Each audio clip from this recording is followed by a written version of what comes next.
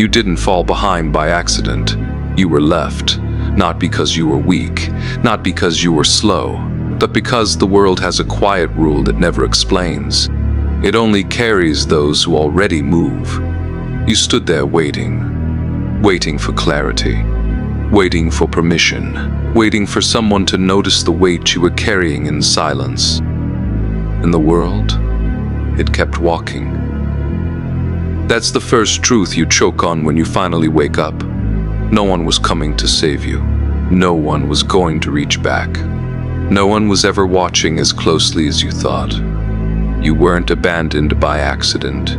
You were left behind on purpose, by a world that only respects momentum. And that realization, that moment when the noise fades and the truth settles in your chest like a blade, that's where this begins.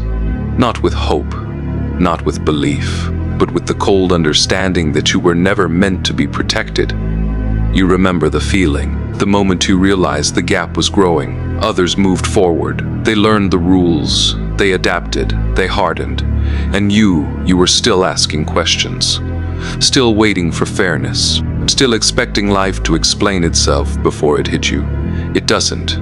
Life does not explain. It tests. And when you fail, it doesn't slow down to help you catch up. That's when the silence arrives. The messages stop. The invitations fade. The smiles turn polite. The world doesn't attack you. It simply forgets you exist. And that silence, it's louder than any insult. Because in that silence, you start hearing the truth echo in your skull. You were never meant to be comfortable.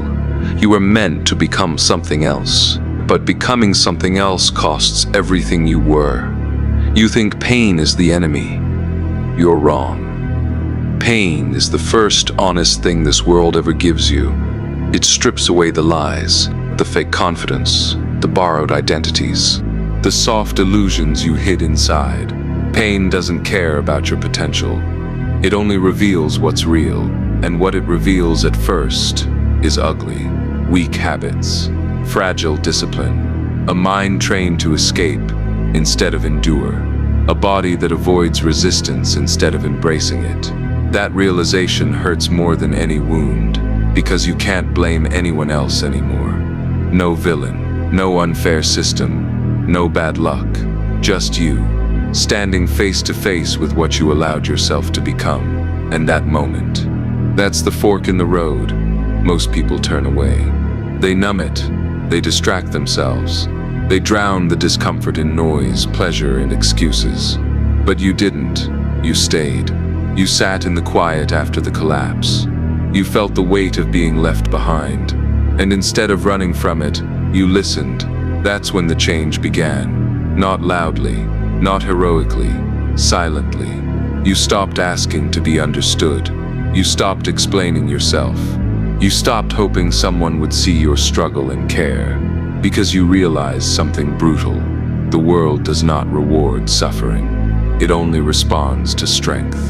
And strength doesn't come from being seen. It comes from being forged where no one is watching. So you withdrew, not out of weakness, but out of necessity.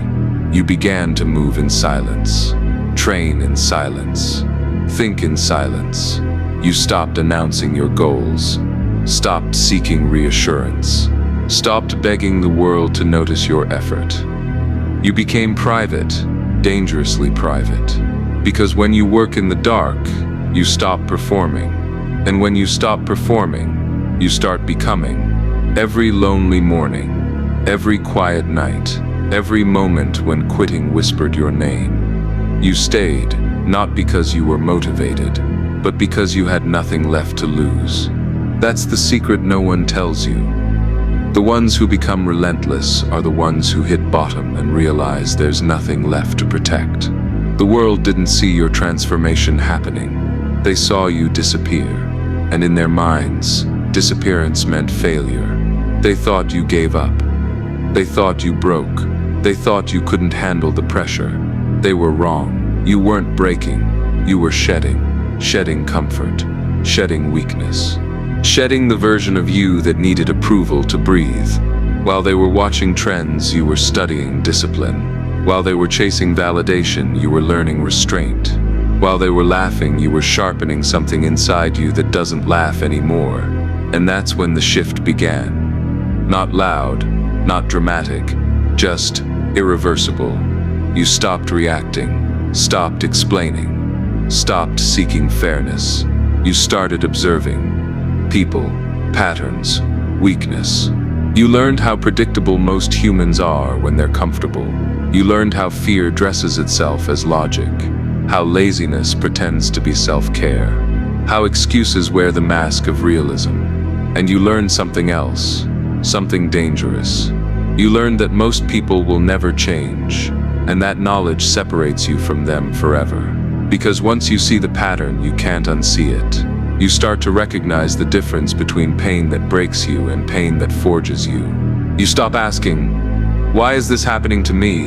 and start asking, "What is this shaping me into?" That shift is quiet, almost invisible, but it's the moment the old you begins to die. Not in a dramatic collapse, in a slow, deliberate shedding of skin. You wake up one day and realize you no longer crave comfort. You crave pressure. You no longer want applause. You want proof. You don't want peace. You want control. And control only comes to those who survive the war inside their own mind. The war most people run from. The war you stayed for. You were never meant to fit in. You were meant to harden. Every night you kept going when quitting would have been easier. That was a scar forming. Every time you swallowed frustration and kept moving, that was steel tempering. Every time you felt alone and didn't collapse, that was the old you dying quietly. And the world didn't notice. Good, because what's being built in silence doesn't need permission to rise. It doesn't need applause to exist. It just needs time. And time is something you've learned how to weaponize. This is where the path splits permanently. Behind you is the version of you that wanted to be understood. Ahead of you is something colder, calmer, unrecognizable. You're not chasing happiness anymore. You're chasing alignment, not comfort. Capability, not peace, power. And deep down you know something terrifying. Once you fully become this version of yourself, there is no going back. Because the moment you stop needing the world's approval, the world loses its hold on you. And that's when they start to fear you. Not because you're loud, not because you're cruel, but because you're no longer controllable. And this is only the beginning. The moment you stop begging the world to understand you, the real work begins. This is where fantasy dies, where motivation rots away, where discipline steps in and demands blood. Because strength doesn't come from inspiration. It comes from repetition under pressure. And pressure is the only honest teacher. You don't wake up one day powerful. You wake up tired, sore, behind, questioning why you even started. And then you move anyway. That's the difference. Everyone wants transformation. Very few are willing to live inside the boredom, the isolation, the endless grind where nothing seems to change. This is where people quit. Not because it's hard, but because it's quiet. No applause, no recognition, no sign that it's working. Just you alone, doing the same brutal things every day while the world keeps moving without you. This is the forge, and the forge does not care how you feel. You begin to notice it first in your body. Your muscles ache in places you didn't know existed. Your mind tries to bargain with you. Rest today. You deserve a break. One day won't matter. That voice sounds kind, reasonable, logical. It's lying. That voice is weakness wearing a friendly mask. Discipline doesn't shout. It doesn't beg. It doesn't negotiate. It simply asks one question every single day. Will you do what must be done, even when you don't feel like it? And when you answer yes, something changes. Not immediately, not dramatically, but something inside you tightens. Focus sharpens. Movement becomes deliberate. You start showing up even when motivation is dead, and that's when power begins to grow. The world won't notice at first. They'll still see the same face, the same name, the same past. They don't see the discipline forming under the surface. They don't see the routines you protect like secrets, the habits you guard like weapons, the standards you refuse to lower, even when no one is watching, because discipline is invisible before it's undeniable. It builds in silence.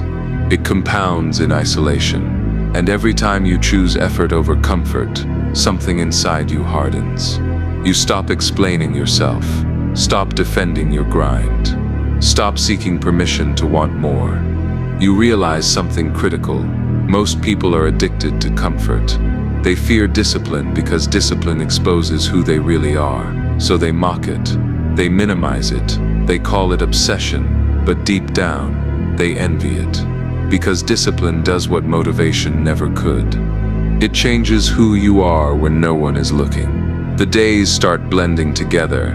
Wake, work, train, repeat. No excitement, no applause, just consistency. This is where the weak fall off. They say it's too much. They say they've lost balance. They say they need to live a little. What they mean is this: they can't tolerate the discomfort of growth. But you've learned something dangerous. You've learned how to suffer quietly. You've learned how to push through mental resistance. How to ignore the voice that begs for rest before the work is done. And in doing so, you begin to scare yourself. Because you realize you're capable of more than you ever imagined. Not in theory. In action, every day you don't quit, you step further away from the person you used to be. And that person, they're starting to feel distant, foreign, almost weak. There's a moment in the forge where the pain changes. At first, pain screams. Then it whispers. Then it becomes familiar. Eventually, it becomes necessary. You start to miss it when it's gone. Because pain means you're still moving forward. Pain means you're still carving something out of yourself. Comfort, on the other hand, starts to feel dangerous. Stillness feels like decay. Ease feels like a trap. And you understand something most people never will. The enemy is not struggle. The enemy is stagnation. So you push harder, not recklessly. Deliberately, you refine your routines. Sharpen your focus. Eliminate distractions with surgical precision. People notice you're quieter now. Colder, more distant. They ask if you're okay. You don't answer. Because explaining would waste energy. And energy is currency now. You spend it only where it matters. The forge doesn't just build strength. It exposes truth. It shows you how often you used to lie to yourself. How often you hid behind potential instead of producing results. Now there's nowhere to hide. Every day is proof or evidence against you. And slowly, something shifts inside your identity. You stop saying I'm trying. You start saying I do. You stop dreaming about who you could be. You start becoming someone others don't recognize. Your standards rise. Your tolerance for nonsense drops. You no longer chase motivation. You command discipline, and discipline obeys. Because you've paid the price. You've endured the boredom, the isolation, the doubt. You didn't look for shortcuts. You built something real. But here's the truth no one warns you about. The stronger you become, the lonelier it gets. Not because people leave, but because you outgrow them. Your conversations change. Your priorities shift. Your patience for excuses disappears. You start to see weakness everywhere. And that realization is dangerous, because it's easy to become arrogant, easy to look down on those who didn't choose this path. That's when the forge tests you again. Not with pain, but with ego. And if you're not careful, ego will undo everything. Discipline built. So you learn another lesson. True strength is silent. It doesn't announce itself. It doesn't need to dominate. It simply exists, unshakable. By now, the old version of you is barely breathing. The one who needed validation. The one who feared being alone. The one who waited for the right moment. That version is starving, and soon it will die. Not in a dramatic collapse, but in a quiet moment when you realize you don't miss who you used to be. You don't want your old life back. You don't even recognize that person anymore. And that's when the forge completes its work. You step out harder, colder, more focused than ever. Not healed, not peaceful. Forged. And the world, it still doesn't care, but now you don't need it to. There comes a moment when discipline is no longer enough, when routine stops feeling like progress, when structure no longer satisfies the hunger growing inside you.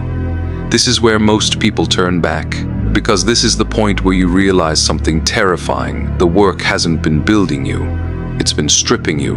Everything you thought you were, your excuses, your personality, your coping mechanisms, they start to peel away, and what's left underneath isn't comforting. It's raw, unfamiliar, dangerous. This is the moment the old self begins to die, not violently, not dramatically, quietly, like a fire running out of oxygen. You feel it first in your thoughts, the internal noise you used to drown yourself in. The distractions, the fantasies, the emotional escapes, they stop working.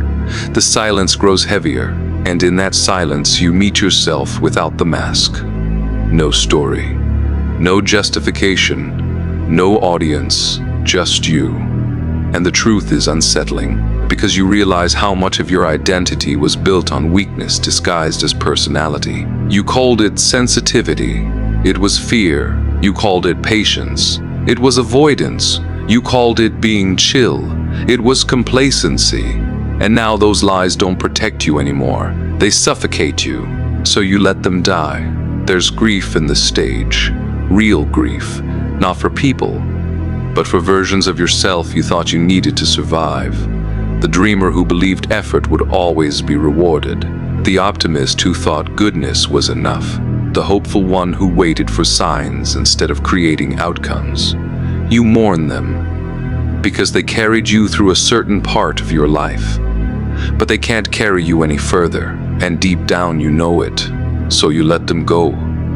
Not with hatred, with acceptance. And in that moment, something inside you goes cold, not numb. Clear in a way that strips illusions clean off your vision. You stop romanticizing struggle. You stop pretending suffering is noble. You stop turning pain into poetry. You see it for what it is, a test of endurance. And endurance doesn't care how you feel. This is where hunger replaces hope. Not hunger for validation, not hunger for praise. Hunger for mastery, for control over your reactions, for command over your impulses, for dominion over your own mind. You begin to treat yourself like a weapon, maintained, sharpened, disciplined, no excess, no waste. Your emotions stop running the show. You feel them, but they don't steer you. Anger becomes fuel. Fear becomes awareness. Doubt becomes a signal to train harder. Everything has a function now. Even pain has a purpose. And you start to understand something frightening. This process is irreversible. Once you see how weak you were, once you feel what it's like to operate without excuses, you can never go back to ignorance. The old comforts lose their taste. Distractions feel hollow. Small talk feels insulting. You're no longer compatible with the life you once lived. And that creates distance. People start to notice the change. They say you're colder, more distant, less fun. They say you've changed. They're right, you have. But what they don't understand is that you didn't change to become better than them. You changed to survive yourself, because you saw what happens to people who never confront their own weakness. You saw the bitterness, the envy, the quiet resentment toward those who outgrew them. And you refused to become that, so you hardened. You learned to sit alone with your thoughts without needing distraction. You learned to push through discomfort without needing praise. You learned to walk forward even when there was no guarantee of reward. That kind of self-control reshapes a person. It sharpens your presence. Your silence starts to carry weight. You don't speak often, but when you do, people listen, not because you demand attention, but because you don't need it. This is where the war turns inward. not against the world, against the last fragile parts of you that still want comfort over growth. This is the stage where most people quit without even realizing it. They tell themselves they've grown enough. They convince themselves balance means stopping, but you know better. You can feel it. There's still weakness buried deep, still hesitation, still softness that flinches when pressure rises. So you don't stop, you don't celebrate, you go deeper. You strip away the final excuses. You stop waiting for perfect conditions. You stop negotiating with your limits. You stop asking if it's too much. You decide that nothing in you gets to stay untested, and that decision changes everything. This is where identity dissolves. You no longer define yourself by your past, not by your struggles, not by your wins. You define yourself by one thing: what you can endure, what you can carry and still move forward. The noise of the world fades. Opinions lose their power. Approval becomes irrelevant, because your sense of self no longer depends on external validation. It's anchored in something deeper, something unshakable. You don't need to prove you're strong. You know it, because you've lived it. And that knowledge is heavy. It changes the way you stand, the way you look at obstacles, the way you face pain. You stop asking, "Can I handle this?" You ask, "How much more can I take?" And that question doesn't scare you anymore. It excites you. The old self is almost gone now. Only fragments remain. Faint echoes of who you were before. Discipline carved you down to something raw and unpolished. There's no mourning left, only readiness. Because you can feel what's coming. Not victory, not peace, but something colder, something permanent. The moment when you stop becoming and start being. Where effort turns into instinct. Where resistance turns into momentum. Where the world no longer shapes you, you shape yourself against it. And when that moment arrives, there is no ceremony, no applause, no announcement, just a quiet realization you are no longer the one being tested. You are the test. There's a moment, quiet, unannounced, when the transformation finishes. No lightning, no applause, no victory speech. Just a stillness so deep it feels heavier than chaos. This is the moment you realize something irreversible has happened. You no longer become strong. You are strong. And that realization doesn't feel triumphant. It feels final. Because strength, real strength, doesn't celebrate itself. It settles in. It hardens. It waits. You move through the world differently now. Not faster, not louder, heavier. Your presence has weight. Your silence pulls attention without asking for it. Your eyes don't search for approval. They measure reality. People sense it before they understand it. Something in you no longer reacts. Provocation dies before it reaches you. Chaos fails to infect you. Drama bounces off like static. Not because you're above it, but because you've already fought worse battles inside yourself. You've seen what you're capable of when stripped of comfort. And once you've stared into that depth, nothing on the surface scares you again. This is where the final illusion dies. The idea that there is an endpoint. There isn't. No finish line. No arrival. No moment where you can finally rest and say, "I'm done." Because the truth is brutal and beautiful. Strength is not a destination. It's a state of being. A way of breathing. A way of moving through the world. The moment you stop sharpening yourself, you begin to rust. So you don't stop. You refine. You repeat. You endure. Not because you're chasing something, but because this is who you are now. You no longer measure time in weeks or years. You measure it in cycles of pressure, stress, adaptation, growth, again and again and again. The world keeps testing you, not to break you, but to confirm what you've become. And each time you hold, each time you remain standing when others collapse, each time you move forward while others retreat, the truth becomes undeniable. You are not surviving anymore. You are advancing. People start to feel it before they understand it. They can't explain why your presence unsettles them, why your silence feels heavier than their words, why your calm makes their chaos louder. You don't threaten them. You remind them of what they abandoned. And that makes you dangerous, not because you attack, but because you exist as proof. Proof that discipline works, that pain can be mastered, that excuses can be burned away. And nothing terrifies the comfortable more than someone who has made peace with discomfort. You don't chase legacy. You don't need to be remembered. You move with the quiet certainty of someone who knows their place in the world, not above it, not beneath it, but outside its illusions. You are no longer driven by fear of failure. You are driven by inevitability, the understanding that as long as you continue, nothing can stop you. Time will pass, bodies will tire, trends will die, but you will still be there, training, refining, evolving, not for glory, not for recognition, but because stopping is no longer an option you recognize. This is the final truth. You were never meant to be saved. You were meant to become something that cannot be undone. A presence, a force, a quiet inevitability. The world didn't make you this way. Pressure did. Isolation did. Relentless discipline did. And now you move forward without needing permission, without needing approval, without needing an end, because this path has no finish line, only continuation, only endurance. Only the unbreakable momentum of someone who has become more than human. A force that does not kneel. A will that does not waver. A presence that does not end.